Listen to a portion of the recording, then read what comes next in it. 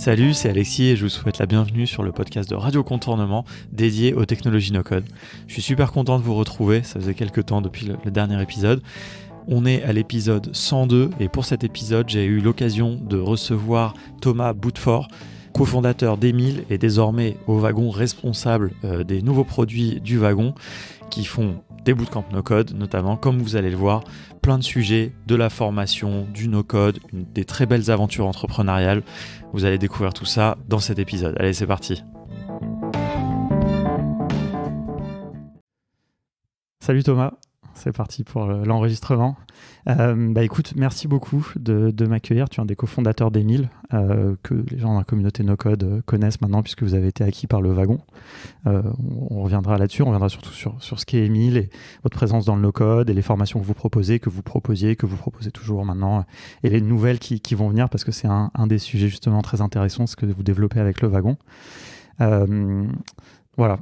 Est-ce que, pour bien commencer, est-ce que tu peux te présenter, s'il te plaît ? Salut Alexis, merci de m'avoir invité, c'est trop cool. Donc je m'appelle Thomas, j'ai 32 ans, je suis entrepreneur depuis ma sortie d'une grande école de commerce, hein. Je suis diplômé d'HEC. À la sortie d'HEC, j'ai rencontré des entrepreneurs qui montaient une nouvelle entreprise qui s'appelle Shaper, S-H-A-P-R. Donc je les ai rejoints directement dans l'aventure en tant que... C'est une histoire un peu marrante. J'ai commencé en tant que stagiaire de fin d'études parce que je voulais absolument monter une boîte mais j'avais pas d'idée.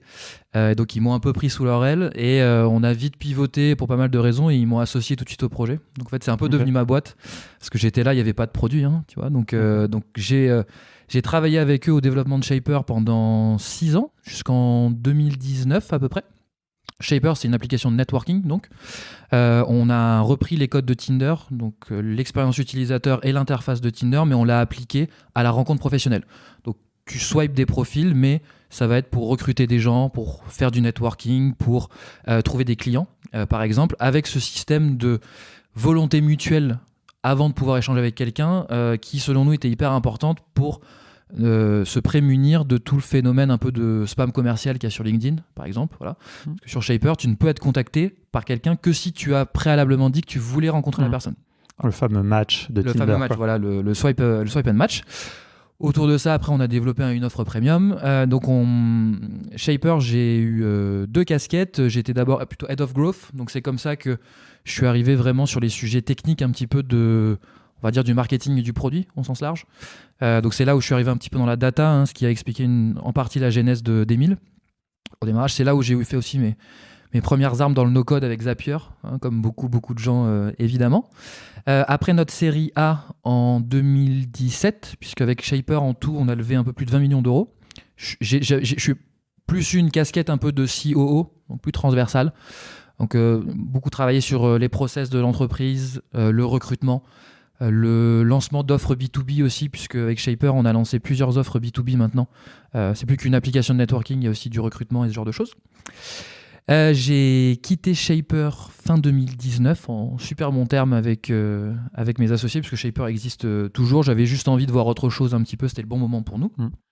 Et je te passe mes pérégrinations personnelles de vacances avortées pour cause de Covid et ce genre de choses. Et finalement, je me suis retrouvé avec Paul, qui était notre Head of Data chez Shaper, à travailler dans un projet autour de l'éducation, au sens large, parce que Paul était déjà formateur dans un organisme de formation concurrent du wagon qui s'appelle JEDA.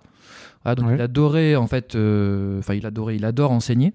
Et moi, j'interviens à l'incubateur HEC depuis plus de 5 ans maintenant. Pareil, j'aide les entrepreneurs sur des problématiques d'ops, de stratégie et de marketing.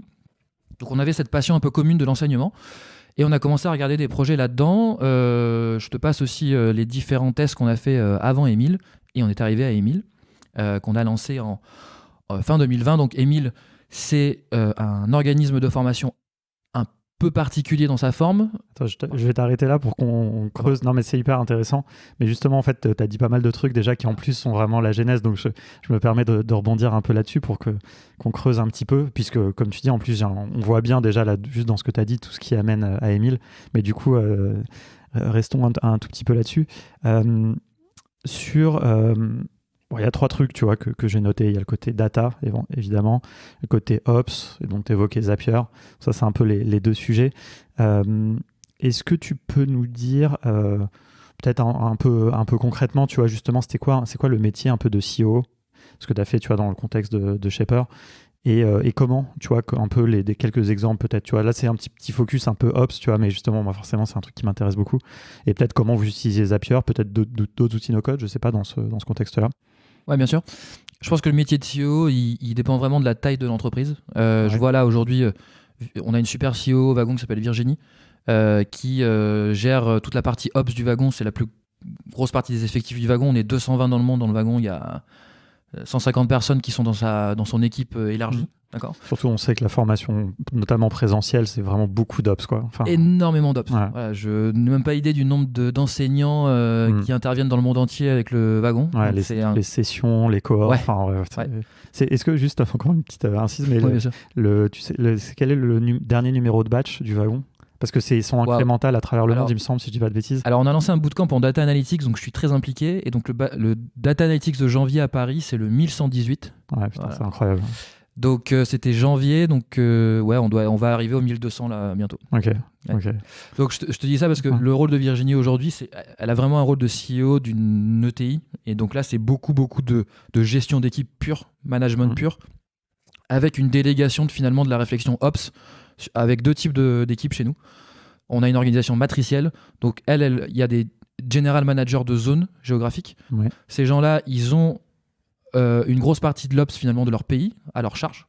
Et il y a aussi une équipe qui un peu serait une équipe revenu, si tu veux, dans des startups, qui va être composée de plusieurs personnes qui, eux, vont être là pour optimiser les étapes clés du process Ops au wagon. Tu vois, par exemple, on a Munich qui vit au Portugal. Elle gère la partie Ops sur la partie Sales et Admission du wagon, donc les plus grosses équipes. Tous les gens qui viennent au wagon, ils ont un entretien préalable au wagon, il y a des tests d'entrée, enfin, c'est aussi un petit monde d'Ops en soi. Et donc Virginie, elle gère la partie géographique finalement et la partie comme ça d'optimisation.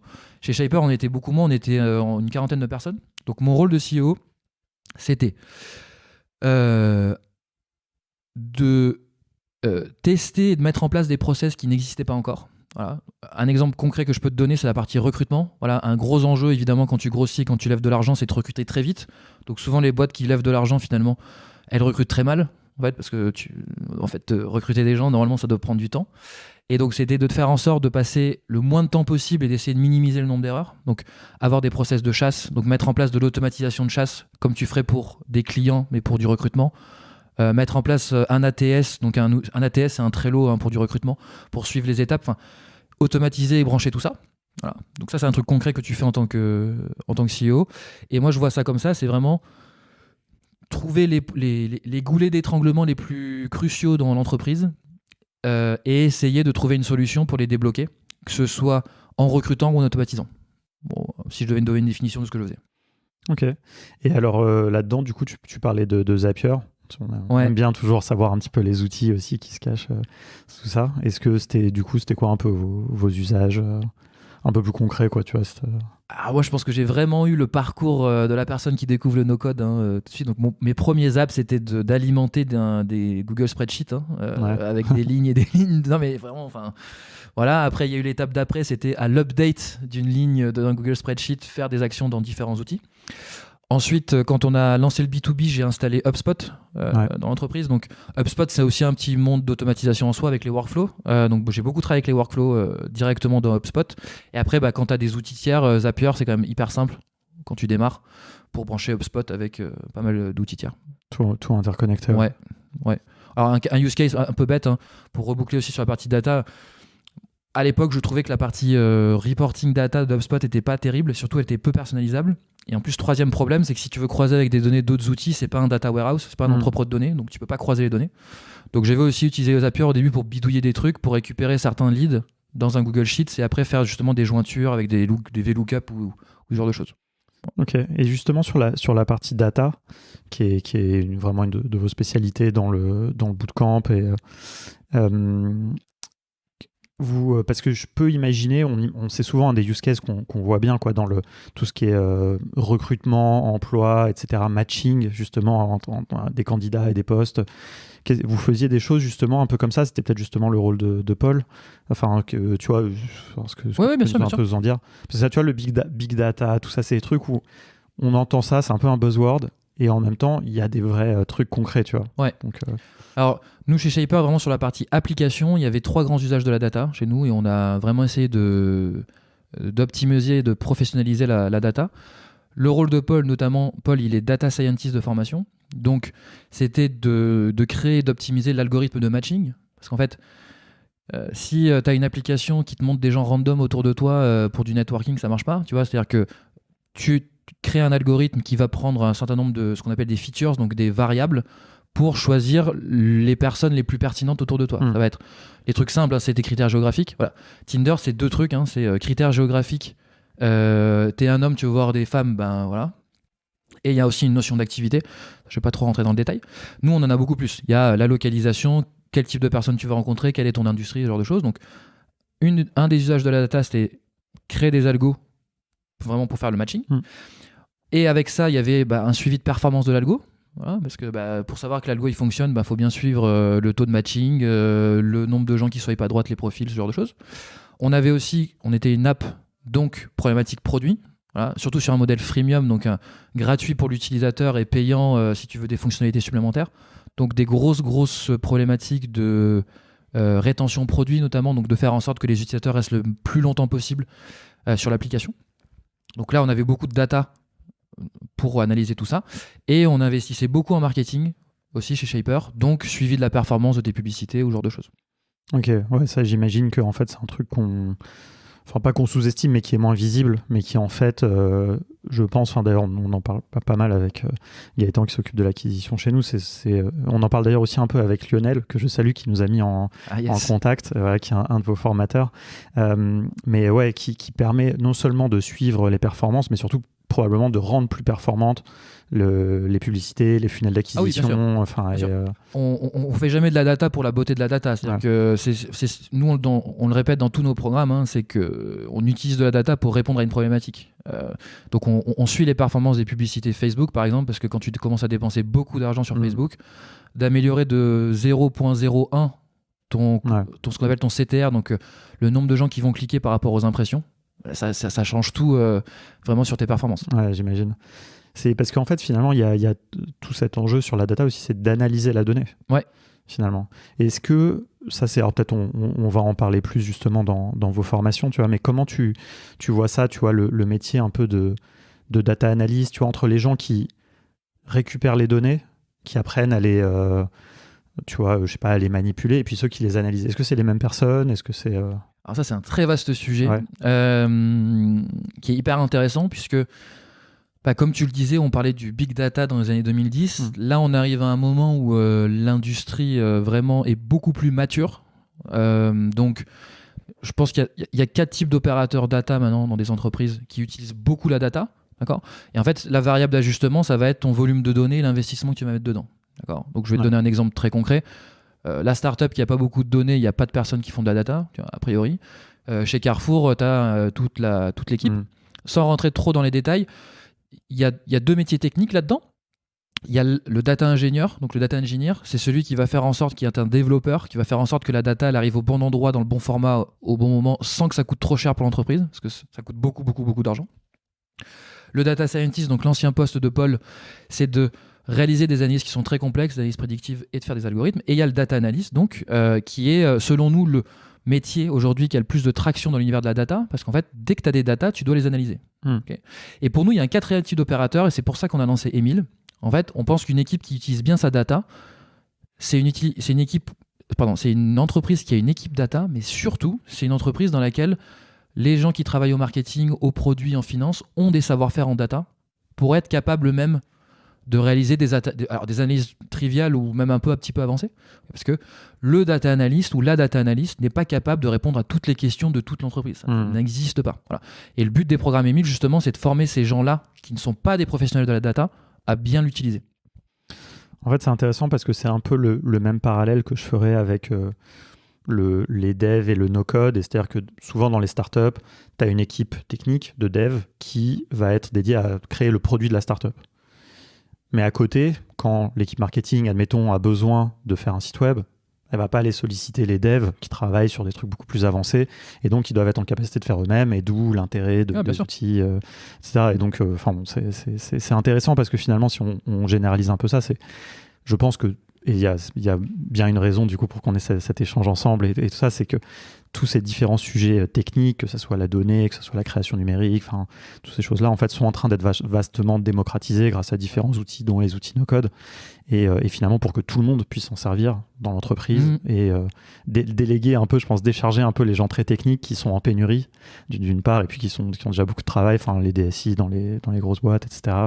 Et comme ChatGPT va pas tuer le métier de journaliste, voilà, le no-code et la démocratisation des outils data vont pas du tout tuer le métier de développeur et le métier de data. Non, c'est juste que on va pouvoir collectivement dans une entreprise être beaucoup plus productif sur des sujets techniques parce qu'il y a plus de personnes dans l'entreprise, selon moi, qui vont être capables de prendre un petit peu du sujet. Ouais. Voilà, on va faire plus en fait, tous ensemble.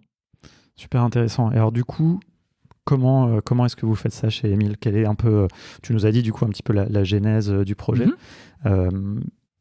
Tu vois, quel est quand vous vous êtes dit ok, on va faire Emile, comment est-ce que vous avez imaginé le format de formation, enfin les contenus, la manière de faire? Ouais, donc Emile, comme je te le disais, on a voulu lancer Emile pour former vraiment des gens qui travaillent avec de la data sans être professionnels de la data, à bien l'utiliser. D'accord ? Donc selon nous, ces gens-là, avant Emile, sans toute humilité, ils avaient le choix soit entre s'auto-former totalement, parce qu'il y a plein de ressources gratuites géniales sur Internet, ça, il n'y a pas de doute, mais c'est long, c'est fastidieux, tu n'as pas de retour d'expérience d'un professeur, tu dois un petit peu chercher de l'info. Donc moi, c'est comme ça que j'ai appris à faire de la data, par exemple. C'est-à-dire que j'ai appris à faire du SQL et du Power BI moi-même. Ouais, mais aussi peut-être parce que tu avais le contexte. Et j'avais le contexte. Tu avais les données. Et j'avais des problématiques concrètes à régler au jour le jour. Donc, voilà. Mais alors, si en plus tu n'as pas ça, là, c'est carrément catastrophique, quoi. Et tu avais le choix entre ça ou faire un bootcamp le wagon. Sauf qu'un bootcamp le wagon, c'est 9 semaines à temps plein. Voilà. Donc, c'est juste. On donne cette image à chaque fois, mais c'est un peu un bazooka pour tuer une mouche. Tu vois, ça n'a pas de sens en fait, de faire ça. Donc, on a voulu créer un modèle hybride, nous, qui était destiné à des gens qui travaillent. Non pas qu'on ne veut pas des gens qui ne travaillent pas, mais notre cible principale, c'est des gens en activité. Et donc, nous, notre parti pris, c'est que pour apprendre et pour être opérationnel rapidement, il faut faire. Voilà. Ça, c'était vraiment le point de départ de toute la réflexion d'Emile. Et donc, comment est-ce que tu fais en sorte que les gens ils puissent vraiment faire ? Tu fais pas que de l'asynchrone. Voilà. Donc, nous, on a monté un modèle qui est 100% à distance. D'accord ? Mais dans lequel la majeure partie de ta formation, tu la passes en visio avec un prof et d'autres élèves où tu pratiques énormément. L'autre élément qu'on voulait aussi intégrer dans la partie pratique, c'est que si tu pratiques sur des données qui sont totalement théoriques, en fait, tu vas être capable de faire un peu de Python, mais tu seras incapable de l'appliquer dans ton cadre professionnel. Donc on voulait que chacun de nos parcours soit extrêmement immersif. Et pour faire ça, la data, c'est génial, c'est comme le no-code. En fait, alors, la data, c'est un peu plus compliqué, mais c'est possible. Il suffit de récupérer des données d'entreprise, d'anonymiser les données, et en fait, de recréer un parcours de formation autour de vraies données. Voilà. Et donc, comme j'avais créé Shaper avant, tu vois, le premier programme, on l'a lancé autour de Shaper. Et donc, notre programme qui s'appelle aujourd'hui Data Analytics Essentials, c'est un programme qui est destiné aux gens qui veulent mieux analyser leurs données, c'est-à-dire qui font de l'Excel aujourd'hui, mais qui se rendent bien compte des limites d'Excel, et qui veulent apprendre à faire un peu de SQL, donc le langage pour requêter des bases de données, et un peu de visualisation, donc les outils qui permettent de faire des dashboards avec beaucoup de données. Et ces gens-là, on leur apprend ça en utilisant les données de Shaper. Et en fait, quand tu viens chez Emile, tu reproduis les dashboards qu'on voyait au COMEX de Shaper, en fait, pour apprendre à faire de la visualisation et du SQL. C'est hyper intéressant. Et j'ai lu d'ailleurs dans un article en préparant là, que vous aviez d'autres, je me souviens plus des noms, enfin je ne veux pas dire de bêtises, mais qu'après vous avez réussi à avoir d'autres boîtes qui vous donnaient des données que vous anonymisiez évidemment. Ouais, on a des exemples comme ça. Ouais, on a Job Teaser. Qui nous a passé des données produits. Donc là, les gens ils vont analyser des funnels vraiment du produit Job Teaser pour les étudiants. Donc c'est génial. On a des données de Fox Intelligence qui a été racheté par Nielsen récemment. Alors Fox Intelligence, c'est un outil de veille économique. C'est-à-dire qu'ils permettent à des e-commerçants d'avoir des données de leurs concurrents. Vous voyez, sur les paniers moyens, le nombre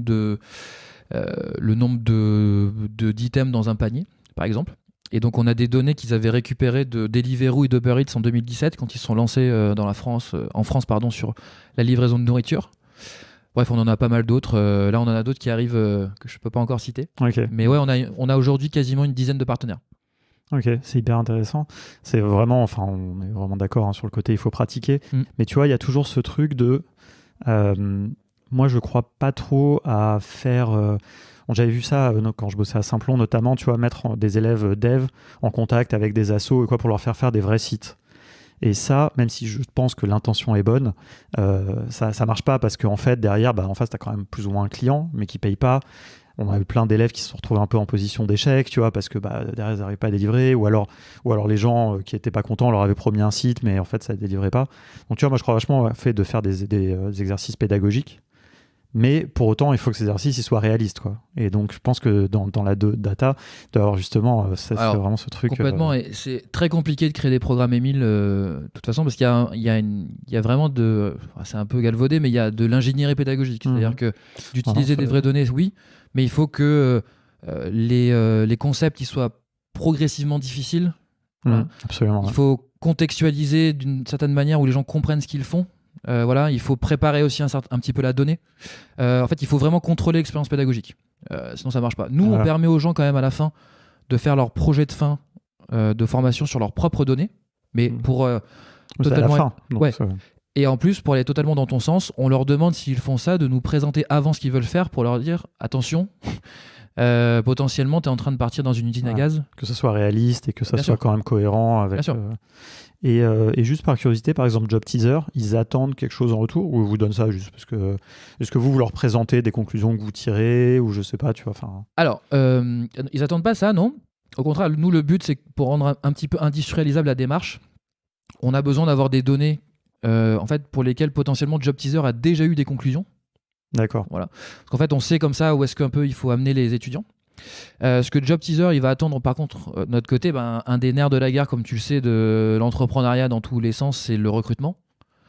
Et donc, nous, on est potentiellement un vivier pour eux. D'accord, j'avais pas pensé. De profils qui sont bien formés en data, au produit, au marketing. Et maintenant qu'on est au wagon, là, on forme carrément des gens à devenir data analyst. Donc, ok, oui, non, donc c'est...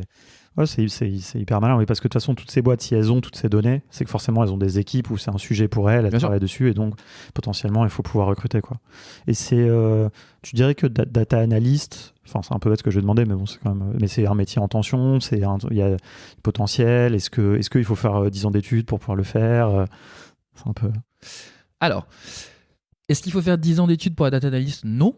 En fait, c'est, selon moi, le métier le plus abordable des 3 métiers data, parce que c'est le métier un peu comme un product manager dans une équipe tech. C'est un métier où tu es un petit peu à cheval entre le business, on va dire au sens large, et la partie technique. Okay. Donc, un bon data analyst, c'est pas un pur technicien du tout. C'est quelqu'un qui doit bien comprendre les données sous-jacentes et les problématiques sous-jacentes pour lesquelles il travaille. C'est pour ça qu'au wagon, là, on a créé un bootcamp data analyst, du coup. Et selon moi, ce métier se prête très bien à la reconversion. Puisque si tu as de l'expérience en marketing avant et que nous, on t'apporte la partie technique, finalement, en fait, tu es potentiellement un super candidat pour une entreprise qui veut avoir un data analyst orienté justement données marketing. Voilà, avec cette double casquette. Donc, sur la partie prérequis, entre guillemets, il ne faut pas 10 ans d'études. Des gens qui font 5 ans d'école de commerce deviennent data analyst junior aujourd'hui. Ça se prête bien à la reconversion. Sur le métier en tension, alors j'ai un peu peur avec ce terme moi parce que je l'utilise un peu. Non mais c'est pas contre toi mais je peux te dire que nous on a fait pas mal d'analyses en France et aux US. Pour donner un ordre de grandeur, il y a 2 fois plus d'offres d'emploi ouvertes pour être data analyst que data scientist aujourd'hui dans ces marchés. Okay. Et on parle aux États-Unis, on parle de plusieurs dizaines de milliers, et on parle de un peu plus de 10 000 en France. Voilà. Okay. Donc, il y a de la demande, clairement. Et par rapport au 3e métier, qui est donc celui le plus data technique, ingénieur. Le data ingénieur, ça va dépendre un peu de la maturité des marchés sur la partie data, parce qu'en fait, le data ingénieur, il est vraiment là pour faire en sorte que l'architecture data soit impeccable. Donc, ça sous-entend déjà que tu as beaucoup de données et que tu as entamé des vrais investissements pour faire quelque chose avec. Voilà. Donc, lui, il est vraiment clairement en tension, je pense. Okay. Parce que même s'il y a moins d'offres, il y a très peu encore aujourd'hui de data ingénieurs. Ouais. C'est peut-être aussi celui qui demande, alors j'allais dire peut-être le plus de formation. Je pense pas que ce soit vrai parce que je pense que data scientist aussi, il y a quand même une partie quand même où tu t'es obligé d'être formé, quoi. Je veux dire, c'est des algos, c'est des modèles, etc. Enfin, tous, il faut se former sur tous. Si on simplifie, si tu veux, en fait, les trois ont un socle data. Voilà. Le data analyst, il a un socle data et business. Le data scientist, il a un socle data et mathématiques. Voilà, la partie algorithmique. Et le data ingénieur, il a un socle data et technique. C'est un dev, en fait. C'est un dev backend. En fait, c'est un DevOps. Ouais, c'est un DevOps sur la data, pour ceux qui connaissent. Et au Wagon, on a fait une expérimentation, là, justement, pour un bootcamp data ingénieur. Et le prérequis pour être rentrer dans ce truc-là, c'est d'être déjà data scientist ou data analyst. Okay. C'est un peu le drac au feu de la data quand même, quoi. C'est beaucoup plus technique. Ok, je suis pas hyper calé en Pokémon, donc je sais que c'est un Pokémon au moins. Mais la dernière évolution de Salamèche. Voilà. Ok, d'accord. Ok. Non, mais c'est super intéressant. C'est un sujet dont on n'a pas beaucoup parlé dans le podcast. Et, enfin, tu vois, c'est un sujet que moi je maîtrise pas du tout, et je trouve ça hyper cool parce que, enfin, nous, tu vois, le sujet de l'employabilité, et on pourra parler aussi plus côté un peu plus no code. C'est un vrai sujet, et en ce moment, bah voilà, tout le monde en parle, et en même temps, il n'y a pas de job clairement établi, vraiment. Il y a des gens qui veulent faire des product builders, il y a des opérateurs, plein de... Je suis curieux aussi d'ailleurs d'avoir un peu vous aussi les mots que vous employez. Mais voilà, par contre, dans la data, c'est un peu plus mature, donc ces choses-là, enfin là, tu vois, cette typologie que tu nous fais est très claire. Donc c'est hyper intéressant. Et oui, tu vois, juste pour rebondir sur le côté métier en tension, tu vois, moi je l'ai beaucoup entendu quand j'étais à Simplon sur le métier de dev. Et en fait, je trouve qu'il y a un vrai problème, et tu me diras si c'est un peu la même chose dans la data, mais je pense qu'on dit toujours que les devs sont en métier en tension, alors que la réalité, c'est que le marché a été inondé de développeurs juniors, quoi. Et en fait, c'est pas le métier de dev qui est en tension, c'est les développeurs expérimentés, quoi, qui manquent cruellement. Ouais, puis ça prendra juste du temps pour que les juniors deviennent expérimentés. Exactement, les bons juniors, quoi. Parce que enfin, tu vois, bon, je vais pas parler du wagon ou quoi, mais il y a quand même énormément de bootcamp. Ouais. Tu vois, et je veux dire, à Simplon, malheureusement, il y a plein de gens qui sortaient de Simplon deviendront jamais dev, quoi. Ouais. Enfin, et donc, mais par contre, les bons, s'ils vont dans des bonnes boîtes où ils bossent bien, ils vont devenir des bons développeurs en quelques années, comme tu dis. Et ça, il faut attendre qu'ils évoluent, quoi. En fait, sur n'importe quel bootcamp du wagon, nous, on le dit très clairement aux gens. C'est-à-dire que en 3 mois, tu vas pas être un data scientist ou un data analyst ou un développeur expérimenté. Ça n'existe pas, en fait. Ça ne peut pas exister. En fait. C'est-à-dire que tu peux pas dire ça et en face de toi, tu as quelqu'un qui a fait 5 ans d'études d'ingénieur. Voilà, et tu dis, bah, en fait, moi, en 3 mois, j'ai réussi à faire ce que tu as fait en 5 ans. Ça n'a pas de sens. Ouais. Donc, nous, il y a beaucoup de gens qui font le bootcamp web dev, qui vont sur du produit, tu vois, et qui là sont des super profils en produit, puisqu'en fait, c'est des gens qui ont, c'est pas un vernis technique, c'est-à-dire qu'ils savent vraiment techniquement comment ça marche. Ouais. Voilà. Y a des gens qui deviennent dev, il y a des gens qui deviennent freelance dev, il y a des gens qui deviennent profs chez nous, tu vois, le temps justement de se faire un peu de l'expérience pour pouvoir aller un petit peu plus loin. Et aussi à l'opposé de ça, je t'en parlais pour les data ingénieurs, et chez nous pour les data scientists, bah, en fait, on ne prend pas des gens qui n'ont pas déjà un petit peu de background en Python et en mathématiques. Voilà. Okay. En disant déjà que c'est compliqué en 3 mois de pouvoir prétendre aller sur ce genre de métier. Si en plus vous n'avez pas l'expérience avant, c'est juste... ça, selon moi, c'est un peu fallacieux, quoi, de dire à des gens qu'il n'y a pas de problème. Non, c'est clair. Ouais. Après, il y a des gens qui arrivent un peu à compenser parce qu'ils vont bosser nuit et jour. Bien sûr. Il y a un peu de tout, quoi, dans les bootcamps. Et puis, il y a des gens qui vont faire le bootcamp, qui vont avoir de la tchatch et qui vont réussir à trouver un premier projet freelance tout de suite en dev, où ils vont voilà, comme tu dis, ils vont se dépatouiller, travailler nuit et jour, et puis comme ça, ils vont y arriver aussi. Hein. Je veux dire, mais l'effort va devoir être extrêmement important. Ouais, tôt ou tard. Mais donc là, on est parti un peu plus, finalement, on a plus parlé quand même du côté du bootcamp long, donc qui est plus finalement le format du wagon. Mais on va y venir, mais justement pour revenir un petit peu sur Émile, donc c'est format plus court.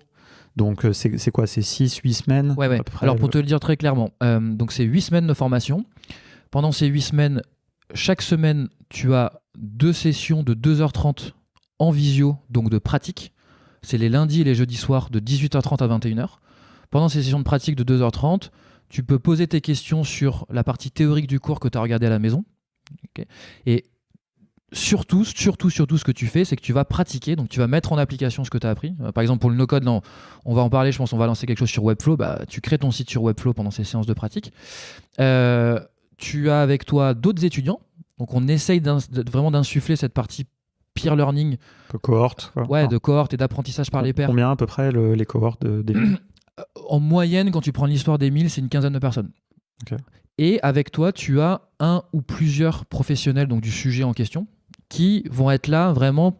Moi, je trouve de cette image, c'est comme si tu étais en stage dans ce que tu es en train d'apprendre et tu as accès à un manager quand tu veux. C'est-à-dire que tu peux l'appeler quand tu veux, quand tu es bloqué, il peut te partager son expérience. Et à la fin, le professeur, enfin l'intervenant, on va plutôt dire, il va aussi faire une correction, c'est-à-dire qu'il va montrer comment lui, il résout les principaux problèmes. Voilà. Donc ça dure 8 semaines. Tu fais tes 2 sessions donc, par semaine. La partie apprentissage, elle dure 6 semaines sur ces 8. D'accord ? Donc pendant vraiment 6 semaines, tu vas suivre notre contenu pédagogique et notre parcours pédagogique. Et les 2 dernières semaines, elles sont dédiées à ce qu'on appelle un projet de fin, où on te demande de remobiliser les compétences en fait, que tu as appris pendant les 6 premières semaines sur un projet. Et c'est là où on t'invite à travailler sur tes propres problématiques. Voilà. Ce qu'on trouve aussi dommage, nous, pas mal dans la formation aujourd'hui professionnelle, c'est que certaines fois, elle est trop décorrélée de ce que tu fais au quotidien. Voilà. Et donc nous, pour faire en sorte qu'il n'y ait pas de fossé entre ce que tu apprends et ce que tu fais au quotidien, en fait, on propose aux gens de commencer à travailler, à mettre en application ce qu'ils ont fait. Voilà. Et donc là, tu as des sessions dédiées à tes projets où tu travailles sur tes projets et on t'aide. Et après, tu présentes ton projet à la fin. C'est une vraie demande, tu vois, que nous on a souvent, et ça c'est un des inconvénients, tu vois, tu le disais un petit peu au début, tu vois, par rapport au côté asynchrone, tu vois, ça, c'est-à-dire que c'est un des trucs que vous résolvez. Nous on a cette demande, tu vois, nos formations, elles sont génériques, puisqu'elles sont, et c'est vrai qu'il y a toujours un peu ce truc de, ok, bah et comment moi j'applique maintenant. Donc après bon, ça c'est question après de contenu, etc. Mais je vois bien l'intérêt, effectivement, ça c'est très intéressant à préciser, parce que nous sur une partie de notre activité qui n'est pas asynchrone, justement, on a souvent ça, quoi. Et en fait, c'est un peu, je pense que c'est un peu une illusion pour les gens de croire qu'on peut faire des trucs complètement packagés, quoi. Enfin, tu vois, je pense, tu vois, et parce que c'est une demande et c'est normal. Les gens, ils se disent, ok, bon, c'est bien, je veux me former. Parce qu'il y a des gens aussi qui veulent juste faire ce dont ils ont besoin. Ouais. Et ça, je trouve que c'est dommage, parce que c'est pas, on l'a évoqué tout à l'heure, c'est quand tu fais juste ce dont tu as besoin, c'est pas forcément pédagogiquement le meilleur moyen d'apprendre à utiliser les outils, à comprendre la démarche, etc. Ouais. Mais les deux, comme tu dis, ça a l'air très intéressant. Et en plus, si je peux me permettre, le no-code et la data, je pense que c'est aussi quelque chose où les gens, ils ne font pas parce qu'ils ne savent pas ce qu'ils pourraient faire. Ouais. Il y a un problème de projection sur ce que tu pourrais faire. Moi, je connais bien aujourd'hui les outils d'automatisation. Et là, les gens ont l'impression que je suis un magicien, alors que pas du tout. C'est-à-dire que si eux, ils étaient un petit peu rentrés aussi dans les outils, avec un parcours pédagogique, ils auraient conscience des possibilités et en fait, ils feraient ça. Voilà. Bien sûr. Et donc, le fait d'avoir un parcours pédagogique où on te prend par la main et on te dit regarde tout ce que tu peux faire en même temps, ça ouvre aussi un petit peu les chakras finalement pour que les gens puissent faire à la fin. Ouais. Non, je suis tout à fait d'accord. Ouais. Non, c'est hyper intéressant. Et alors, du coup, j'ai 2 questions. Première, c'est qui un peu les gens, tu l'as un petit peu dit tout à l'heure, mais le type de personnes, tu vois, qui suivent vos formations? Alors, on a 4 programmes data aujourd'hui et 2 programmes no-code maintenant. Donc, les programmes no-code, on vient de les lancer. Donc, j'ai des personas hypothétiques en tête, mais je ne peux pas signer avec mon sang. Ouais. Et les 4 premiers data, il y a quand même, on a un programme qui est un peu technique, qui s'appelle Python et Machine Learning, donc je le mets un petit peu à part. Mais les 3 premiers, donc Data Analytics Essentials, apprendre à analyser la donnée, Growth and Data Automation, là c'est notre premier no-code en fait, c'est automatiser les process. Et Web Analytics, Google Analytics et Google Tag Manager globalement. Sur ces 3-là, c'est un petit peu quand même commun. Le dénominateur commun, c'est je travaille dans le digital, je ne suis pas technique, j'ai entre 25 et 45 ans. Voilà. Et là, il y a deux sous-problématiques. Soit j'ai une problématique au quotidien que je n'arrive pas à résoudre. Voilà. Donc je vais donner un exemple. Je veux faire des tableaux de bord automatisés de mon activité, parce que je passe 4 heures par semaine à télécharger des CSV pour faire un Excel. Voilà. Ok. Bon, fais Data Analytics Essentials. Donc ça, c'est la première problématique. L'autre problématique, c'est je me rends compte que pour évoluer dans ma carrière, je commence à manquer de certaines choses et je veux en fait d'un coup d'un seul tout apprendre. Voilà. Ouais. Et c'est ça qu'on leur propose. Okay. Et le Python et le Machine Learning, c'est aussi, on a aussi des profils plus techniques, c'est-à-dire qu'on a déjà des gens en data, on a des gens en finance aussi qui en fait eux ont vraiment identifié que Python, ça leur permettrait de remplacer Excel, donc c'est un peu particulier. Ouais. Voilà. Mais et du coup, c'est toujours des gens en poste, enfin dans la grande majorité des cas. 95% de nos étudiants étaient en poste. Ouais. Est-ce que c'est la boîte qui paye pour eux, ou c'est les gens en général qui veulent faire ça pour acquérir la compétence, ou c'est un mélange des deux, ou je sais pas. Ouais, très bonne question. Alors nous, on a une approche vraiment B2C du marché. C'est-à-dire que c'est les gens qui prennent l'initiative pour eux de se former, ce qui est un gros avantage, comme tu le sais, d'un point de vue motivation d'élèves, puisque on t'a pas forcé à venir à l'école. Voilà. En revanche, c'est vrai que beaucoup de gens demandent à leur entreprise de justement prendre en charge parce que ça fait sens. Ce qui paraît cohérent. Oui, s'il ramène ses compétences dans l'entreprise. Complètement. Mais ouais. Et nous, après, ce qui est sympa dans ce modèle d'un point de vue économique, c'est qu'après, les gens sont contents, donc ils en parlent dans l'entreprise. Donc après, il y a d'autres gens de l'entreprise qui veulent venir. Voilà. Donc... Vous faites des fois des cohortes entières d'une boîte, existe ça? Alors, en tant qu'Emile, on ne le faisait pas. Maintenant qu'on est au wagon, on le fait de plus en plus. Justement, on est dans les bureaux de la partie B2B du wagon. Une partie qui est plus méconnue, mais qui est en pleine croissance, justement. Où là, on est sur une approche entreprise. C'est vraiment, on prend des cohortes de gens. Voilà. Intra-entreprise, comme on dit. Exactement. Ok. Et ça, j'avais une autre question. Ici, est-ce que tu veux donner le prix, enfin les ordres de prix? Oui, bien sûr. Alors, on a un petit peu modifié les prix récemment, mais pour faire très simple, les 4 formations, elles coûtent à peu près 1 500 € en moyenne. Ok. Voilà. Et avec ça, tu as les 8, donc ça fait 40 heures de pratique, tu as accès à la partie asynchrone sur la partie théorique et accès à la communauté du wagon aussi à la fin. Ok. Et alors, une petite question un peu plus sur le volet, on va dire, des ops d'Emile, parce qu'on a eu l'occasion d'en parler un petit peu, et donc c'est toujours le sujet, c'est un peu méta du coup par rapport à la formation et tout, mais c'est l'Inception. C'est quand même intéressant. Non, mais parce qu'il y a un truc quand même que je sais pas à quel point les gens se rendent compte, tu vois, enfin, par rapport à ce que tu dis, c'est que vous avez fait tout ça à 2. Ouais. Et donc vous avez formé quand même pas mal. Avec l'aide de stagiaires et de Nico, que je salue, notre alternant. Voilà. Et puis après des intervenants, si je dis pas. Oui, bien sûr. Alors les profs, c'est des freelances, bien sûr. Mais du coup, un peu comment vous avez monté ça, tu vois, alors, sur la partie Ops, très rapidement, donc, nous on a bootstrappé vraiment le programme au démarrage, c'est-à-dire que premier programme écrit par Paul et moi, on a fait toute la partie marketing, on donnait tous les cours, voilà, donc ça a super bien fonctionné. Après, on s'est dit comment est-ce qu'on fait un petit peu de croissance, comme chaque entrepreneur. Et là, l'idée qu'on a eue, c'est de dire, je pense qu'on pensait être capable de créer une structure d'un point de vue Ops qui nous permettait non pas d'industrialiser un programme, parce que comme tu le sais dans la formation, tu peux pas faire du x15 comme sur un produit digital pour de la formation, surtout avec notre partie Ops, nous. Ouais. Voilà. En revanche, on s'est dit, on peut industrialiser un petit peu la création de contenu. Voilà. Et donc, pour industrialiser la création de contenu, il faut 2 éléments principaux. Un, il faut externaliser la création de nouveaux contenus. En fait, ça prend beaucoup de temps. Voilà. Donc, on a travaillé avec des super auteurs qui ont créé les 3 autres programmes d'Emile, en fait, et qui ont été évidemment rémunérés pour le faire. Est-ce qu'ils étaient toujours aussi les intervenants? Ouais, au début, ouais.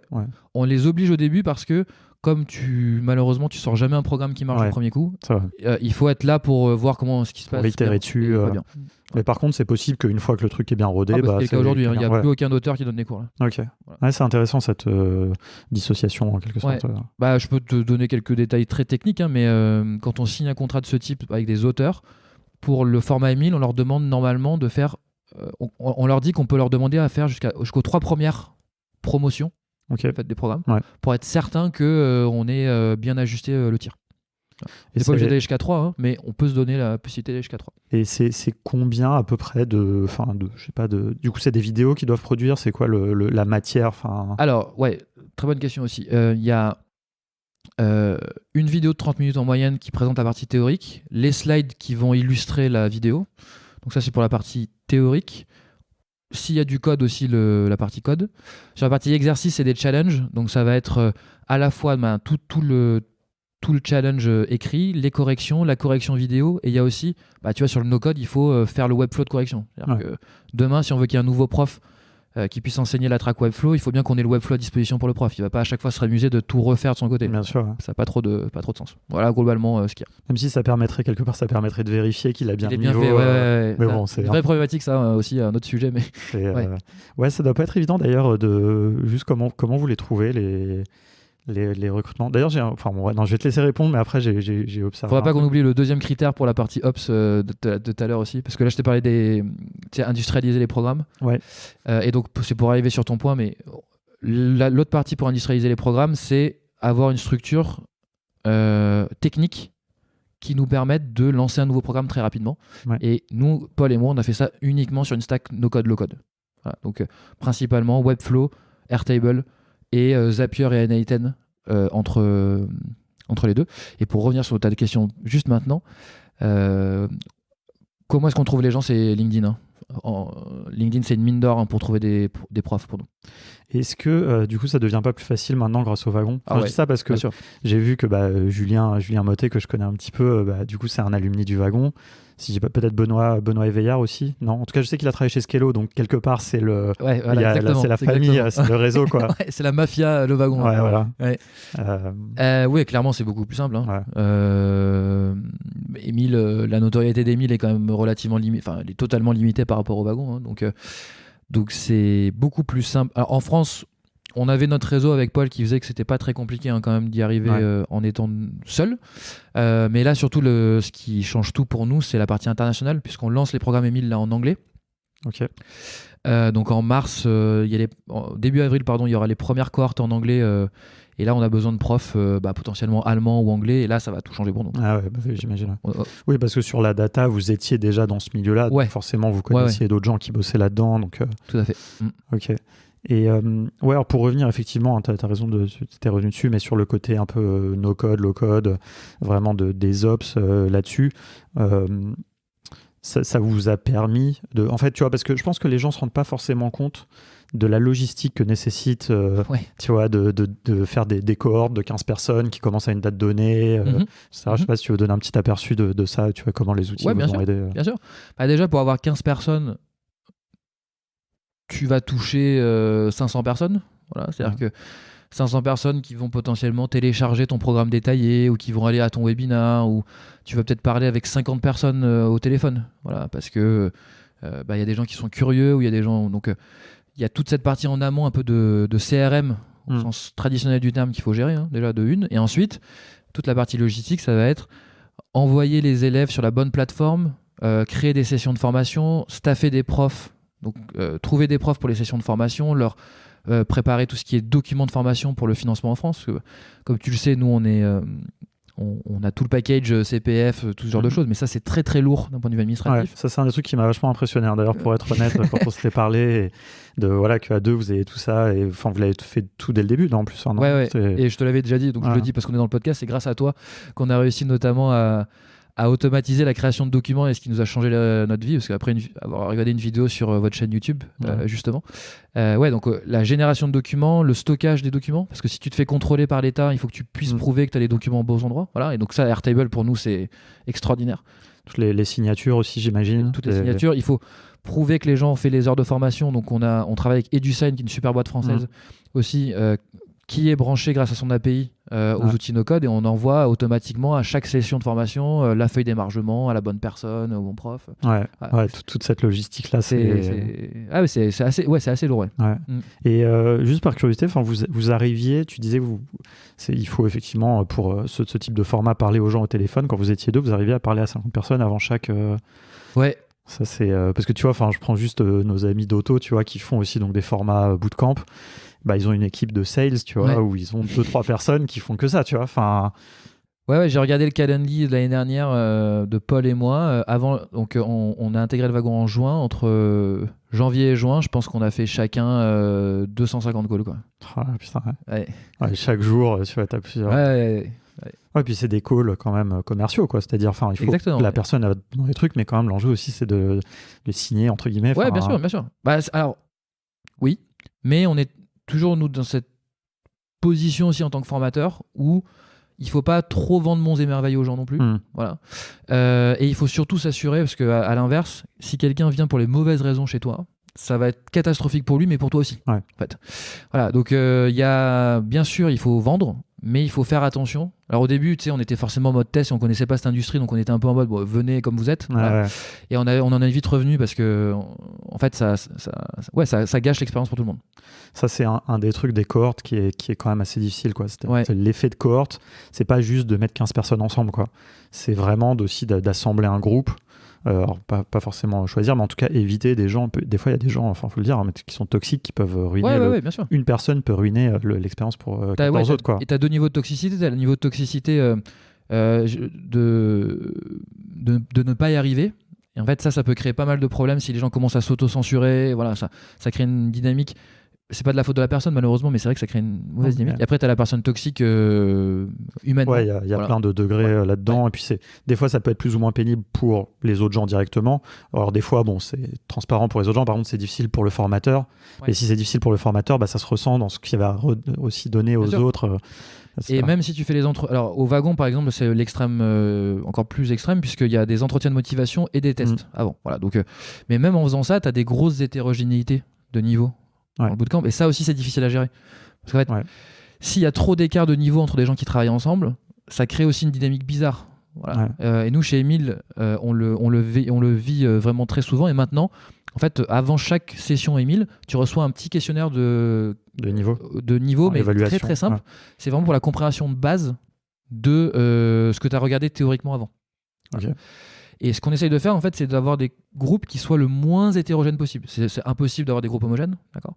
Mais on serait OK dans un monde totalement hypothétique qu'il y a un groupe des très forts, voilà, dans lequel le prof, en fait, intervient relativement peu, parce qu'ils arrivent à avancer seuls, et le prof il vient une fois dans la session pour dire ok, pour les challenger un petit peu, et qui passe beaucoup de temps avec les gens un petit peu plus faibles. Voilà. En fait, l'enjeu pour ce groupe plus fort en général, c'est de les alimenter, quoi. C'est souvent, c'est juste, mais ça, c'est des bibliothèques de contenu, d'exercices, de choses à la. Nous, chacun de nos exercices, il y a toujours le petit truc à la fin pour les plus avancés, où là on met vraiment des consignes. Alors il n'y a pas de consignes déjà, c'est vraiment c'est beaucoup moins guidé et c'est beaucoup plus dur. Ça, on est sûr que tout le monde peut s'y comme retrouver. Un brief, des trucs. Voilà. Et est-ce que du coup on va arriver peut-être justement sur le wagon. Je vais faire la question en même temps, comme ça on va faire la transition, mais parce que je me pose la question, parce que le wagon a une plateforme de formation ce qui m'a toujours impressionné, que je trouve extraordinaire. Et du coup, est-ce que vous l'utilisez maintenant? Est-ce que tu vois? Et peut-être du coup, si tu veux faire la transition, avec un peu comment ça s'est passé d'arriver au wagon. Alors le wagon a sa plateforme qui s'appelle Kit, effectivement, qui est 100% en code. Donc on a des équipes de dev chez nous. Donc là, on est 100% intégré sur Kit, sur la partie pédagogique. Donc quand vous faites un programme, on peut dire un programme Le Wagon maintenant, et les programmes Emile s'appellent les skill courses au wagon pour les différencier des bootcamps. Donc si vous faites un skill course au wagon, vous êtes sur Kit. Voilà, sur toute la partie pédagogique. Kit, c'est aussi un ATS pour les étudiants, enfin pour les peut-être futurs étudiants. Et donc cette partie-là, on utilise encore un petit peu Airtable, parce qu'il y a quelques spécificités en fait pour les skill courses qui sont pas forcément encore intégrées dans le truc. Donc on est un peu recréé le use case que tu décrivais tout à l'heure. C'est il y a une base technique, mais quand les équipes Ops veulent faire un truc de leur côté, c'est pas mal de faire du no-code avant de l'intégrer dans la mécanique globale. Voilà. Et l'histoire, en début 2022, on est rentré en contact avec les fondateurs, ils sont rentrés en contact avec nous, bref, on a commencé à discuter avec les fondateurs du wagon. C'était, comme tu t'en doutes, pas du tout prévu pour Paul et moi, puisque premier batch Emile, c'est novembre 2020, et tu vois, on commence à discuter avec Boris, Romain et Seb en février 2022, je crois, ou mars 2022, donc 18 mois après le début. 2 ans. Nous, on était à un moment avec Emile où, si on voulait un petit peu grossir encore, il fallait recruter. Voilà, donc on s'était dit, on va peut-être lever de la dette ou lever de l'argent, bref. Mais il nous manquait pas beaucoup, tu vois, mais juste pour passer le petit cap. Bien sûr. Et en fait, comme ils nous ont contactés, on a commencé à discuter. En l'occurrence, il y avait un autre acteur aussi qui, dans à peu près le même timing, nous avait contacté. Et en fait, déjà, on s'est super bien entendu avec les trois. C'est pas de la langue de bois de podcast, mais je veux bien le croire. On travaille avec eux quotidiennement, et c'est génial, quoi, depuis qu'on est arrivé. Donc on s'est très bien entendu. Le deal était super pour nous. En termes de culture d'entreprise, c'était génial. Le wagon, c'est vraiment trop cool. Et ça faisait beaucoup de sens aussi d'un point de vue stratégique. Voilà. Le wagon, en juin 2022, c'est une entreprise qui est présente dans plus de 50 villes, avec 2 bootcamps qui sont plébiscités, parce que c'est le bootcamp le mieux noté au monde. Et où la problématique, ça devient, pour faire de la croissance sainement, en fait, il faut essayer de rajouter des programmes au catalogue global du wagon. Et nous, on arrivait avec une offre déjà complémentaire. Puisque tu peux très bien faire le bootcamp web dev et te rendre compte plus tard que tu as envie d'apprendre Python. Tu peux faire le skill course Emile, Python et Machine Learning, par exemple. Et donc, c'est comme ça qu'on s'est rapprochés. Voilà. Et en fait, ce que j'ai trouvé intéressant, tu vois, que j'avais pas du tout compris, en fait, quand tu vois, j'ai vu le truc de l'extérieur, c'est qu'en fait, vous êtes arrivé non seulement avec ces cours, mais aussi avec cette méthode de pouvoir déployer des nouveaux cours, quoi. Et d'ailleurs, du coup, toi, ton rôle, enfin ton titre maintenant, c'est justement autour de ce new product. Enfin, je sais plus, je veux pas dire une connerie. Alors, donc, si tu demandes à Boris, je suis le VP innovation du wagon. Ok. Oui, c'est une blague. Hein. Je suis le VP new product. Ouais, Donc, même. Paul, il a pris la partie contenu. Voilà, donc, il y a deux problématiques de contenu au wagon. Évidemment, c'est de produire des nouveaux contenus. Donc pour les nouveaux produits qu'on va lancer, pour des offres B2B spécifiques, par exemple, et le maintien du contenu existant. Parce que tu te rends bien compte que les technos, elles t'attendent pas. Il faut régulièrement mettre à jour les bootcamps, les skills courses, ce genre de choses. Et moi, je suis là pour opérationnellement faire en sorte qu'on lance des nouveaux projets. Ouais, c'est ça notre savoir-faire un petit peu aujourd'hui. Donc, on a été intégré en juin et depuis juin, on a déjà lancé 3 autres programmes en plus, puisqu'on a lancé un bootcamp pour devenir data analyst en octobre. Et là, en mars, on lance 2 programmes courts autour du no-code. Ouais, non, c'est intéressant. On va revenir justement là-dessus, tu vois. Mais il y a un truc que je trouve vraiment, j'ai un peu dit tout à l'heure, tu vois, mais c'est, tu vois, les skills que tu mets en œuvre, toi, pour faire tout ça, quelque part, c'est aussi celle que vous apprenez, quoi.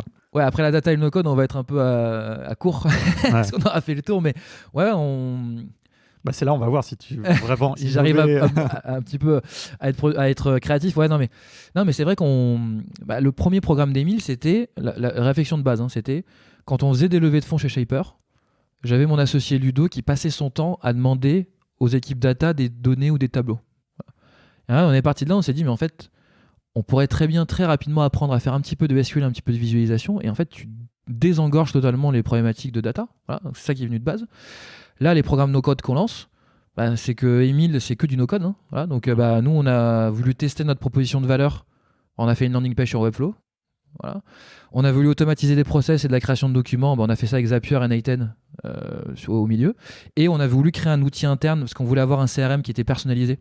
Pas utiliser HubSpot, et on voulait gérer les sessions de formation et tout ça, et on avait Airtable. Donc, en fait, on a recréé aussi un petit peu autour de ça. Ok. Et est-ce que tu veux justement nous en dire un peu plus sur comment vont se passer ces skills courses, notamment, moi, il y a un truc que j'ai noté qui m'a intrigué, on va dire, sur celui sur Airtable. Ouais. C'est que la manière dont c'était présenté sur le site donc, du wagon, c'était genre teste ton idée, enfin un peu, tu vois, c'était très orienté produit. Ouais. Plus, en tout cas dans le marketing, entre guillemets, tu vois. Je sais pas après justement le contenu, et ça m'intéresse un petit peu d'en savoir plus, mais plus que faire un peu ce que tu as dit, faire ces outils internes ou un truc comme ça, quoi. Est-ce que c'est une volonté? Est-ce que c'est... Alors c'est une volonté marketing, puisque on a l'ambition, en toute humilité, de s'élargir autour de l'écosystème no-code qui existe déjà aujourd'hui en France, c'est-à-dire qui est extrêmement développé, hein, grâce à vous et grâce à d'autres. Nous, on veut vraiment... On pense vraiment que le no-code, c'est un outil de démocratisation des skills techniques, mais énorme. Voilà. Si on commence à dire qu'on a un programme internal tool Airtable, pas certain, tu vois, que ça parle à beaucoup de monde. C'est vrai. Si on parle de product development, par contre, parce que ça reste du développement produit de manière très galvaudée, hein, je suis d'accord, mais quand tu crées un CRM ou un tool en interne, c'est du développement produit. Ah oui, sur les compétences, tu vois, qui sont mises en œuvre, c'est d'accord. Hein. Et en fait, dans les faits, tu vois, on fait pas de la méthode agile dans ce programme du tout. On va, pour le programme, très rapidement, hein, on commence par expliquer la base. Donc, qu'est-ce que c'est qu'une base de données relationnelle? Voilà, et à quoi ça sert Airtable? C'est assez difficile à expliquer, comme tu le sais. Ensuite, on crée une base de données Airtable avec les automatisations, etc. Et après, derrière, donc, tu as cité Julien, il y a Élise aussi qui travaille avec nous sur la partie software. Donc, on utilise les interfaces Airtable, mais aussi on montre qu'on peut créer des interfaces graphiques avec software. Mais tu vois, d'ailleurs, par exemple, software est pas du tout mis en avant, si je dis pas de bêtises, sur la page. Bon, c'est juste une remarque, hein, tu vois, je trouvais ça intéressant. Non, mais tout ça y réfléchit. Je sais pas si on réfléchit à tout, mais même sujet marketing. Un nom à rallonge, ça marche pas. Lequel des deux outils est le plus connu? Airtable, parce qu'on veut aussi évidemment attirer la cible que tu connais, hein. Nous, on a déjà des gens aujourd'hui qu'on voit, parce qu'on a déjà des inscrits pour mars, qui sont là parce que Airtable, ça a l'air bien, Airtable, ça a l'air puissant, je veux apprendre Airtable. Donc il fallait que l'Airtable il arrive à un moment. Et moi j'ai eu l'impression, en fait ça m'a paru cohérent, tu vois, cette description, parce que je trouvais que ça ressemblait aussi à l'ADN du wagon, en fait, quelque part. Je pense qu'il y a quand même beaucoup de gens, en tout cas historiquement, je sais pas si c'est toujours le cas, qui venaient faire le wagon dans l'idée de lancer leur start-up derrière, de tester des produits, ce truc un peu... Le wagon, c'est un formidable vivier à entrepreneurs, hein. C'est-à-dire que je sors le chiffre un petit peu pour se faire mousser, mais on estime qu'il y a quasiment il y a plusieurs centaines de millions d'euros qui ont été levés par des boîtes qui ont été créées au wagon. C'est-à-dire que vraiment, tu vois, tu citais Skello tout à l'heure. Et moi, je pense que le no-code va nous permettre encore plus d'être autour de cet ADN à travers les skill courses, mais aussi on va lancer un bootcamp no-code. Alors, je peux pas encore donner les dates, mais on va lancer un programme no-code. Et là, l'idée, c'est qu'à la fin, tu peux faire ton MVP en no-code. D'ailleurs, alors, on va revenir dessus peut-être pour finir, on arrive sur la fin, mais juste si tu veux dire 2 mots peut-être un peu du programme. Enfin, cela dit, tu l'as un peu évoqué, mais t'as parlé du bootcamp Airtable, il y en a un autre sur Webflow. Ouais. Donc juste rapidement, tu vois, ce qu'il y a dedans. Donc l'autre s'appelle Web Design et Webflow. Donc là, la problématique, c'est vraiment de créer site vitrine ou landing page sur Webflow. C'est écrit par Benoît Éveillard, donc justement qui travaillait sur le site de Skello, et Clément Gauchon qui est un designer. Donc la track, elle suit le process d'itération de création d'une landing page. Donc réflexion sur la proposition de valeur et commencer à faire des sketchs en fait, de landing page. On fait du Figma justement pour mettre un petit peu en musique tout ça, c'est la partie de Clément, et on passe après sur la partie Webflow avec Benoît, et dans la partie Webflow on va sur les fonctionnalités quand même avancées de Webflow, donc la partie bien le travailler pour le SEO, toute la logique de symboles, enfin ça s'appelle plus de symboles maintenant, mais voilà, tout ce genre de choses.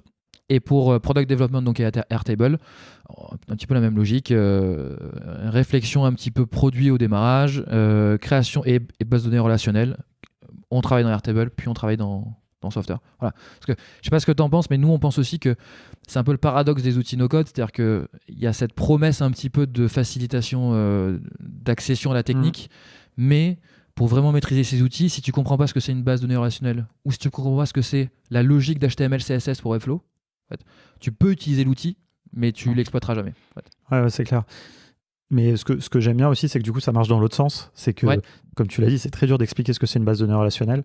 Ah oui, à Airtable, c'est beaucoup plus simple. C'est plus simple et ça permet d'amener des gens là-dedans, tu vois. Ouais, bien sûr. D'ailleurs, moi, c'est un truc, tu vois, que je me suis toujours dit, que j'en ai jamais parlé avec des gens du wagon parce que je connais pas trop, mais j'ai déjà dit, tu vois, à mes anciens collègues de Simplon, ils devraient commencer les cours de dev avec des cours de no-code, tu vois. Ouais. J'en suis vraiment convaincu, tu vois, parce que et après, switcher sur du dev, mais ça, à mon avis, ça facilite, ça fluidifie vachement. Parce que moi, j'ai vu à Simplon, franchement, au début, les gens. C'est rude, ouais. C'est dur, le début. Même, tu vois, le bootcamp Web Development, parce que moi, je travaille à côté d'eux, hein, donc je l'ai jamais fait moi personnellement, mais tu vois que les premiers jours sont rudes. Ouais, puis après, tu rentres dedans, et puis après, après ça redevient dur. Ouais. Il y a un peu ce truc au début, HTML, CSS, bon, c'est un peu bizarre, mais bon, quand tu rentres dedans, bon, il n'y a pas de logique et tout. Puis après, il y a le JS qui te fait retomber. Donc, bon, moi, je l'ai vu plein de fois, mais c'est marrant, et à mon avis, le no-code peut aider là-dedans. Ouais, donc, on verra, tu vois, que. À mon avis, c'est un jour ou l'autre, on verra un peu les bootcamps de dev, tu vois. Mais il y a un peu de dogmatisme aussi chez eux. C'est normal. Enfin, moi, j'étais dev, hein, tu vois. Je pense qu'il y a un peu ce truc, nous, non, on n'a pas besoin, tu vois, du no-code. Je sais pas. En tout cas, je parle pour les gens avec qui j'ai parlé, quoi. Mais, oui, il y a un petit peu c'est pas ce sentiment de supériorité, mais de dire, bon, voilà, c'est pas technique, c'est ton joujou drag and drop à côté, quoi. Mais je pense que ça évolue assez vite quand même. Clairement, on le voit vraiment changer, quoi. Et oui, du coup, dernier sujet rapidement, mais donc ce bootcamp de 9 semaines. Alors tout ça est pas encore très défini. Okay. Voilà. Format long, quoi, en tout cas. Exactement. Et surtout, format, comme le format du wagon, c'est-à-dire intensif toute la journée, quoi. Oui, parce que on n'en a pas parlé parce qu'on n'a pas eu le temps, mais comme tu disais tout à l'heure, il y a un petit peu des métiers qui émergent. Voilà. Ouais. Moi, ce que je vois aussi comme tendance, et pour laquelle on devrait lancer un bootcamp, c'est, je pense que beaucoup d'entrepreneurs maintenant peuvent lancer des MVP qui tiennent bien la route en no-code. Voilà, donc nous on regarde des trucs comme Bubble évidemment, mais on regarde des trucs comme WeWeb. Je crois que c'est Nexo que tu peux brancher en dessous pour les bases de données. Enfin bref. Xano, pardon. Ouais. Désolé. T'es dans les cryptos. Ouais aussi. Ouais. Désolé. Xano, on regarde un petit peu tout ça et en fait tu peux vraiment faire des super MVP. Il y a aussi des business comme Emile. Alors on n'aurait pas pu rester, je pense, uniquement sur du no-code si on avait 50 pays, d'accord. Et encore, peut-être qu'on pourrait réfléchir. Mais donc, cette cible entrepreneur pour lancer des MVP, je pense qu'il y a de quoi faire un bootcamp là-dessus. Et je pense aussi que le no-code, c'est génial si tu veux te lancer en freelance. Voilà. Et moi, je mettrais un petit peu mes 10 € sur des gens qui travaillent dans le digital et qui veulent devenir freelance. Voilà, qui veulent devenir maker, donc les fameux makers. Et ça pourrait être un bon moment pour faire la transition, justement. vers vers être le freelance. Ouais.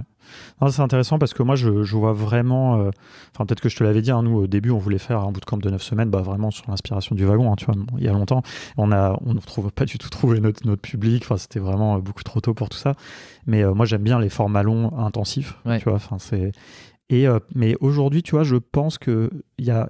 Effectivement, je pense qu'il y a un truc de 9 semaines un peu multi-outil. Enfin, 9 semaines, je sais pas pourquoi je dis tout le temps 9 semaines, mais tu sais, ça m'a marqué. C'est vraiment. Ouais, bien sûr. C'est devenu un format un peu iconique en quelque sorte. Mais tu vois, un format long comme ça sur pas mal de temps. Un peu full stack entrepreneur. Ouais. Ça, je pense qu'il y a clairement, encore une fois, hein, c'est un peu l'ADN du wagon aussi, mais je pense que les gens qui font 9 semaines de no-code, à mon avis, ils produisent plus que ceux qui ont fait 9 semaines de code, pour être tout à fait honnête. Je ne peux pas dire ça au podcast. Non, mais voilà, je le dis. Non, mais parce que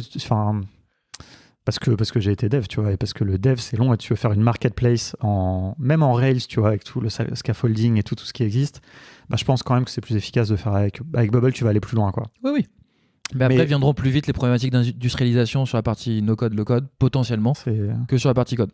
Mais tu vois, c'est là où, par contre, sur des trucs plus professionnalisants, la question que je me pose, c'est est-ce que il vaut mieux pas être full stack, tu vois, ce côté, tu vois, très faire du Airtable, du Bubble, etc., mais être plus spécialisé. Ouais.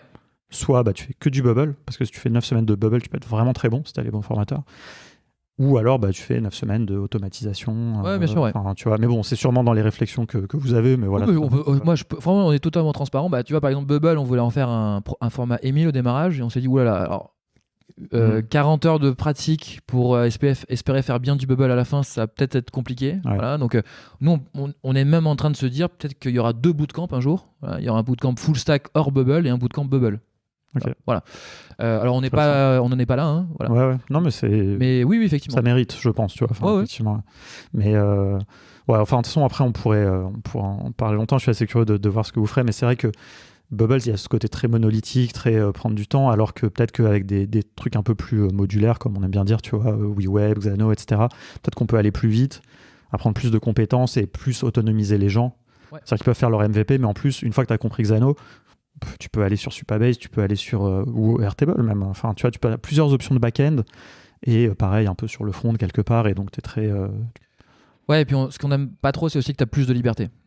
En fait, parce que Bubble, après, t'es quand même cloisonné. Alors, quand t'es dev, t'es dépendant d'une techno, d'accord, mais là, tu restes dépendant d'un outil. Je pense que ça n'arrivera pas, mais imagine Bubble demain. Voilà, donc évidemment, ce que tu connais dans Bubble, tu pourras le reproduire dans d'autres outils. Ça, je dis pas. Mais... Je pense que les compétences que tu as développées, oui. Souvent... Mais il y aura un nouveau coup d'apprentissage, finalement. Bien sûr, ouais. Que quand tu as une multipalette, t'es plus libre. Comme tu disais... je pense que c'est la comparaison avec le dev est assez bonne. C'est-à-dire que quand tu connais qu'un langage de dev, que tu as été spécialisé, que tu as été formé sur un langage, il y a quand même un coup à en apprendre un deuxième. Quoi. Ouais. Quand on a appris plusieurs, que tu as un peu d'expérience, en apprendre un quatrième, un cinquième, ça devient plus facile. Quoi. Ça ne veut pas dire d'ailleurs que les 3 premiers, tu les maîtrises parfaitement, mais tu as eu déjà cette démarche. Oui, bien sûr. C'est un peu ce truc, et du coup, je ferai un peu le parallèle effectivement avec les outils no-code. Quoi. Mm-hmm. Super, écoute, merci, on a fait un grand tour de tout ça, c'était assez passionnant, on pourra en parler des heures.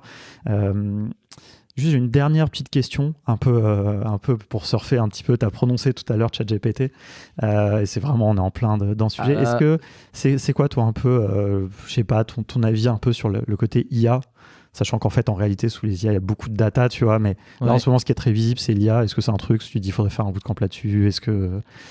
Je sais pas. Non, mais on en discute. Alors moi, mon truc de base, c'est que je suis plutôt... Je fais partie de ceux qui pensent que le progrès nous amène vers du meilleur. Hein. Peut-être que ça se discute, mais voilà. Donc moi, ma première réaction, je trouve ça extraordinaire. En fait, le truc est ouf. Enfin, j'ai galéré pendant 3 jours pour avoir un compte avec les problèmes de... Voilà, j'étais trop contente pour essayer ce truc. Voilà, donc très enthousiaste, en tout cas.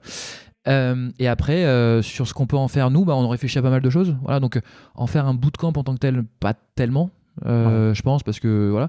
En revanche, tu vois, pour mon cas personnel, hein, dans certaines de nos automatisations, Paul, il a mis des parties avec du script Python. D'accord. Moi, je fais pas de Python, donc je comprends le code, donc je peux bidouiller un petit peu. Là, en l'occurrence, je voulais faire une modification un peu plus poussée. J'ai envoyé dans ChatGPT le code, je lui ai demandé explique-moi le code, voilà, il m'a expliqué le code, et après je lui ai dit j'aimerais faire tel ou tel modif, il m'a fait la modif. Tu vois. C'est incroyable. Extraordinaire.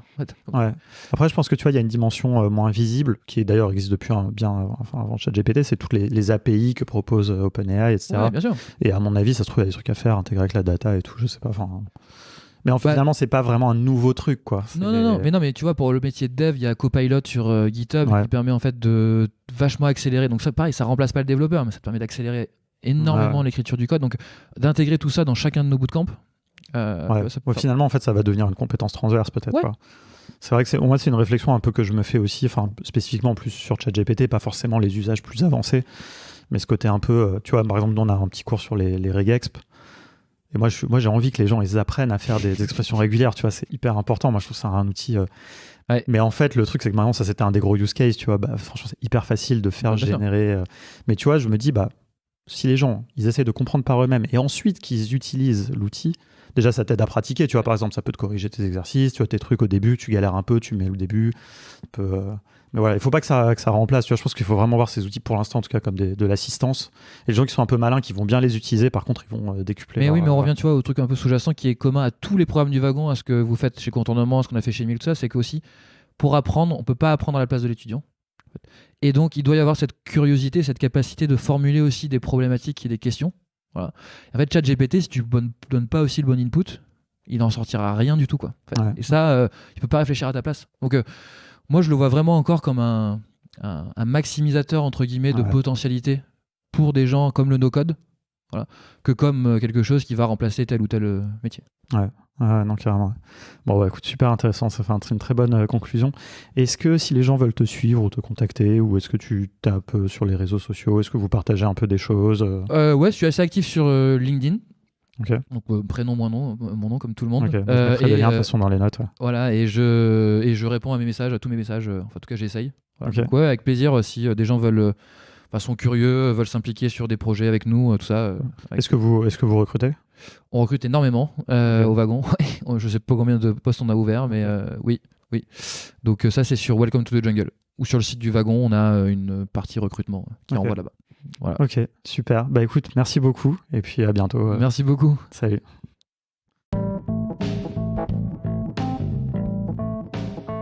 Merci beaucoup d'avoir écouté cet épisode jusqu'au bout, ça fait plaisir. J'espère que vous avez apprécié cet échange autant que moi. Moi, vraiment, j'ai trouvé ça passionnant encore une fois. J'ai eu l'occasion de discuter un petit peu avec Thomas avant, mais toujours pareil, de se rencontrer, de passer un moment, même s'il y a les micros, voilà, c'était vraiment super agréable. Ça fait très longtemps, je l'ai jamais caché, que je suis assez admiratif de ce qu'a réussi à faire le wagon. Je les suis depuis un moment. Et donc forcément, de voir qu'ils se mettent au no-code, c'est un signal fort, c'est pas du tout anodin. Au-delà des enjeux qu'il peut y avoir, nous, Contournement en tant qu'organisme de formation, mais c'est surtout au niveau de l'écosystème. Moi, c'est ça qui m'intéresse, c'est que c'est un acteur fort qui va apporter beaucoup de visibilité. Moi, je suis curieux de voir ce qu'ils vont faire. Je pense que ça va être de qualité, c'est un format intéressant. Voilà, on verra, je suis encore plus curieux, vous l'aurez peut-être compris, de voir vraiment le format long des 9 semaines. Parce que ça, c'est quelque chose où j'ai à la fois des doutes, des interrogations, et en même temps, moi, j'aime vraiment l'idée de faire des formats longs. Je pense que c'est là qu'on délivre vraiment de la valeur. Peut-être qu'on y reviendra un jour aussi. Je crois pas, nous on est parti vraiment dans les formats très courts chez Contournement. Mais d'ailleurs si vous n'avez pas le temps de suivre les formats longs d'Emile, n'hésitez pas à venir voir ce que l'on propose chez Contournement si vous ne nous connaissez pas encore.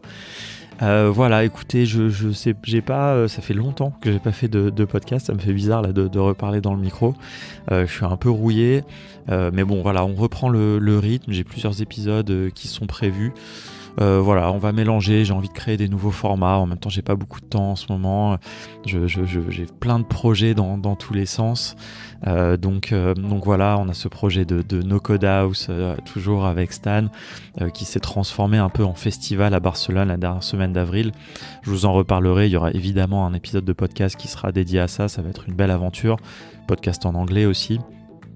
Donc voilà, on va voir, mais en tout cas, on lâche pas le podcast de contournement pour l'instant. En tout cas, on continue avec des entretiens de gens intéressants. Il y en aura un dès la semaine prochaine avec Aude de Panda Suite. Encore aussi un très bel échange. J'ai beaucoup apprécié, même si je me suis un peu chié sur l'enregistrement au début. Ça, vous aurez l'occasion de le voir. Mais voilà, et ça c'était très cool, et je prévois encore, j'ai la chance d'être un petit peu au milieu de cet écosystème no-code, au contact de plein de gens passionnants, donc j'essaye maintenant, je suis obligé de restreindre un peu, donc je choisis les gens avec qui j'ai le plus envie d'échanger quelque part.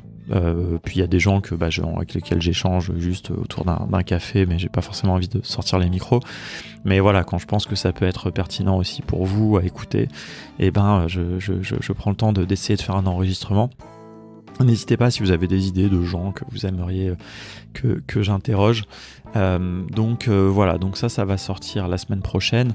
Je pense pas que je tiendrai le rythme de 1 par semaine, même si j'aimerais bien. J'ai toujours l'idée de faire un épisode en public, donc ça on verra, ça sera peut-être en avril, on verra, peut-être je cherche un numéro sympa, peut-être le 111, j'aime bien l'idée de faire un truc un peu exceptionnel pour l'épisode 111. On verra, franchement je sais pas, mais et puis j'ai envie aussi de faire des formats un peu différents, plus un peu avec des chroniques, des choses comme ça. Donc voilà, écoutez, vous verrez. Merci encore comme d'habitude d'être là, d'écouter, de faire des retours, de m'envoyer des petits emojis après que vous ayez écouté les épisodes. C'est hyper cool, ça me donne la motivation pour continuer, parce que j'avoue que des fois je suis un peu moins motivé, puis on est pris par des projets, et puis on a tout le temps envie de trouver des nouvelles idées, des nouveaux projets, des choses comme ça. Donc et aussi maintenant on est en train d'avancer quand même sur des sujets, d'avoir un lieu à Paris où ça va nous simplifier aussi un petit peu la vie pour enregistrer les podcasts et tout, donc ça c'est aussi une autre bonne nouvelle pour ce podcast. Voilà, écoutez, merci beaucoup, à bientôt, et puis no code est bien d'ici là.